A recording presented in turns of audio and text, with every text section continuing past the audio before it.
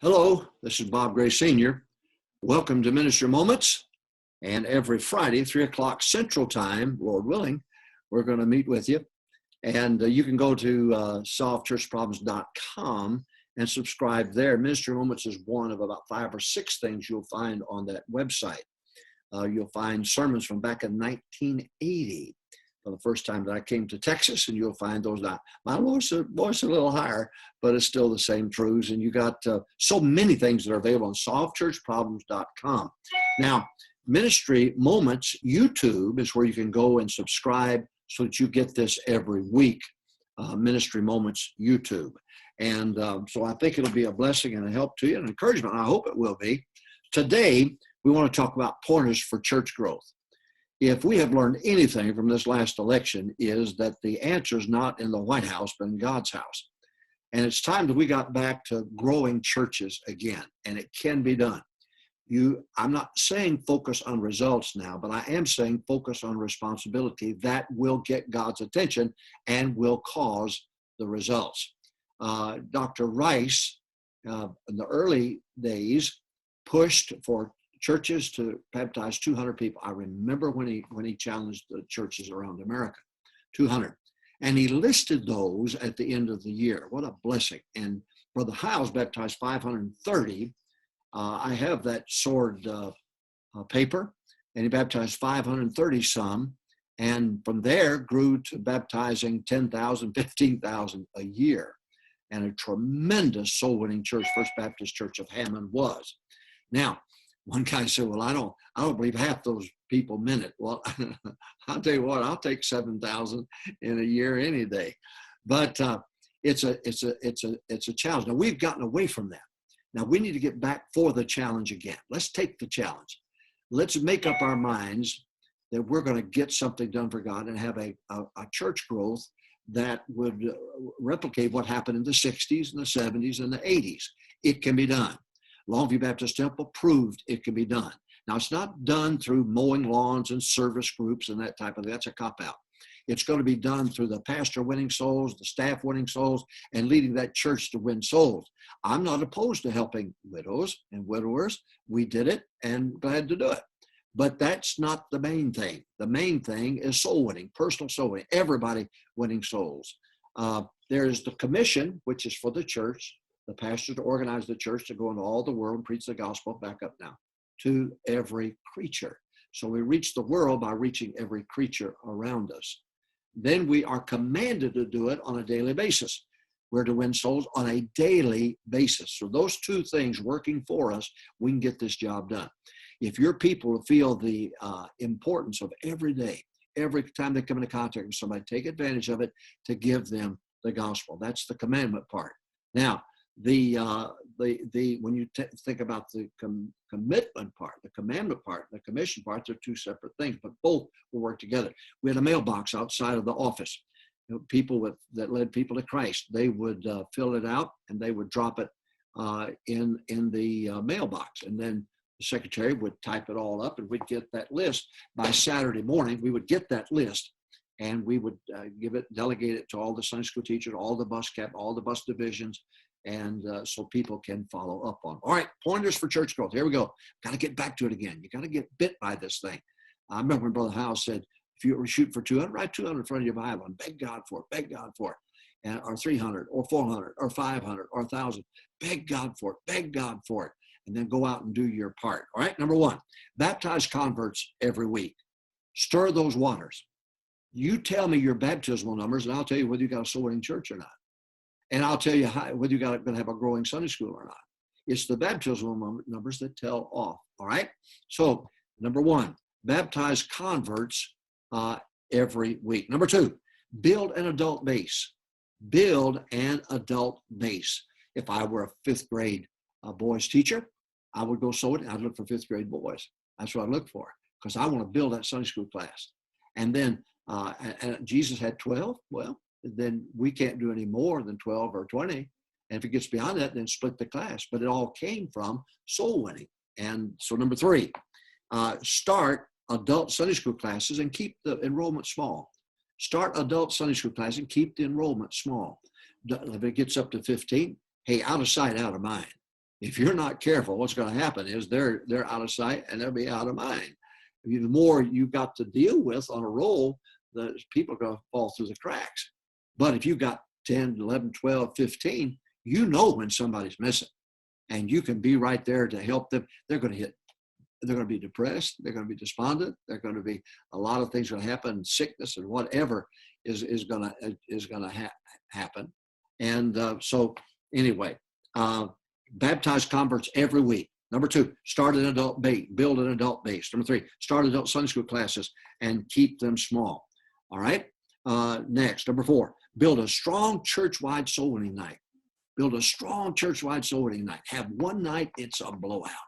It is the thing. That's where the in crowd is. That's where the inner circle is. Build it up. Ours was Thursday night. And we had clubs for the children, nurseries available, and so on. But boy, I pushed that through. We have 12 section lower floor, 10 section of balcony. I would go section by section at the end of the service on Wednesday night, Bible study, and say, okay, who's got to go with me? And I would tell them, I'll be here. I'm not going to be out of town preaching. I'll be here. I'll lead you in it. I'll lead you in it. I'm going to lead by example. And I go section by section to motivate them, get them to commit themselves to come and to help me to win our city to Christ. So build a strong church-wide soul winning night. It doesn't have to be Thursday night. I think it should be, but no, it doesn't have to be. You can pick your own time to do it, but you're going to have to quit. It's not a matter of mowing lawns and providing service groups. That's an answer to the Great Commission. It's not. We've got to get the gospel, the death, burial, and resurrection of Christ to every creature. All right. Number 6, weekly teachers and workers meeting. This is pivotal. This is absolutely necessary. So, number 1, baptize converts every week. I'm talking about a church growth again. Number 2, build an adult base. Number 3, start adult Sunday school classes with small and keep them small, the enrollment small, so that we know who's missing. Number 4, we're plugging the back door by doing that. Number 4, build a strong church-wide soul winning night. Ought to have one strong, the parking lot's full and the people are there and it's exciting to get the gospel out. Number 6, weekly teachers and workers meeting. So number 5, I skipped number 5. We go back to it. Okay. When you build for Sunday school space first. Don't miss this. Build for Sunday school space first, and then expand the auditorium after. But build Sunday school space first. All right. Then number 6, weekly teachers and workers meetings on Wednesday night to get the people there, and start at 6:45 to 7, 7:15, and 7:30. Go into the auditorium to teach. But have that meeting every Wednesday. That way they're there on Wednesday night. That way you are able to guide them with the fall program, spring program, big day, whatever it might be. 7, annually have teachers and leaders sign a workers requirement sheet. Every year, hand out a teachers and workers requirement sheet and have them sign it. Now, things change and people change. And you need to remind them, buddy, you better watch it, because they'll drift off into a backslidden state, and you've lost a leader, you've lost a worker. If somebody comes and says, I can't sign this, well, it's just telling you something. You don't know what's going on in a 12-month period. A lot can happen in people. They could get backslid, they get cold on God, and so on. It's better to find out now than it get any worse.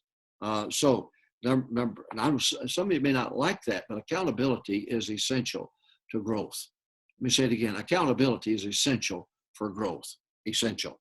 So, number 1, baptize converts every week. Number 2, build an adult base. Number 3, start adult Sunday school classes and keep the enrollment small. Number 4, build a strong church-wide soul winning night. Big blowout. Big thing. Big deal. Number 5, build buildings. When you go to build buildings, build it for Sunday school space first, and then build for auditorium, expand the auditorium. Got that? So Sunday school, then auditorium. Sunday school, then auditorium. You got it? That may be 4, 5, 6 years of Sunday school space being built and so on, and then go back to auditorium. Maybe. But I'm just saying, you better take care of that Sunday school space first. Next, weekly teachers and leaders meeting. Next, annually have the teachers and leaders sign a requirement sheet every year, so that it's clear, it's there, they signed it, and you can help them. Now, if they stumble, help them. Don't kick them off out as a leader. We'll kick them out, help them. I remember we had a fella in the choir who was smoking cigarettes, and somebody came to Brother Duckett and said, so-and-so was seen downtown smoking cigarettes. And Brother Duckett said, what do I do? I said, let me take care of this one. So I had him come in. I sat down and I said, is this true or not true? If it's not true, tell me. He dropped his head, said, it's true. He said, well, I guess I won't be able to work in Sunday school or sing in the choir. I said, no, I didn't say that. I said, let's meet every Friday, 6 o'clock in the morning. Let's meet every Friday and let me help you. And I did. And he was able to get victory. And that way we didn't lose him, you see. That's the idea of going out and making sure you help all the leaders, because they're going to stumble. But don't kick them out because they did something against the requirement sheet. But neither do you want to not have a requirement sheet, all right? Number 8, as pastor, put pressure on yourself to produce one baptism a Sunday. I'm talking about church growth now, preacher. 29 years, every Sunday, God allowed me to have one of my converts down the aisle and baptized. God allowed that. I thank God for it. But I led by example. And pastor, you've got to look in the mirror, preach yourself. If you'll get mad at yourself, you won't get mad at your people. If you'll get upset with yourself, you're not going to get upset with them. Take it out on yourself. Challenge yourself. David encouraged himself. That's what made the difference in his life. And you're the David.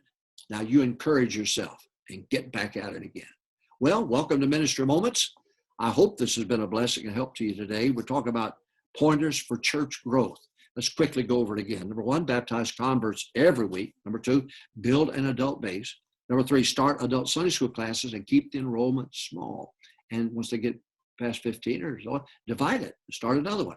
All right. Build a strong church-wide soul winning. You've got to have one big church-wide move for soul winning. So everybody knows this is the number one thing. That's where you're going to get your Sunday school teachers from. That's where you're going to get your leaders from. That's where you're going to get your deacons from. That's where you're going to get the people that you need to plug into holes that take place in a ministry. Number 5, build buildings for Sunday school space first. Sunday school space first, then for preaching. 6, weekly teachers and leaders meeting. You've got to have that every Wednesday. You've got to have that meeting. Next, annually have teachers and leaders sign a workers' requirement sheet. This helps them and it helps you.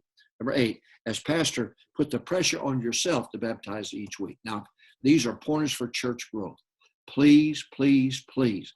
America is in trouble tonight. We are in serious trouble. And if we get our eyes on the White House instead of God's house, we're going to be even more trouble. So please, if we can survive 8 years of Obama, we can survive 4 years with Biden. So I'm just saying to you, please get your eyes focused on the right thing. That church you're a member of, that position you have in there, and you give it everything you've got to make sure that that church grows. You do your part. And when you do, it'll make a difference in America and in our nation. Go into all the world, and back up now, and preach the gospel to every creature. It's one at a time. And everybody's going to have to go get one. It's going to make a difference. Well, God bless you. Ministry Moments. Soul winning tomorrow. You make sure you're in your place. Make sure you get the gospel out and get people saved. God bless you. Have a great weekend.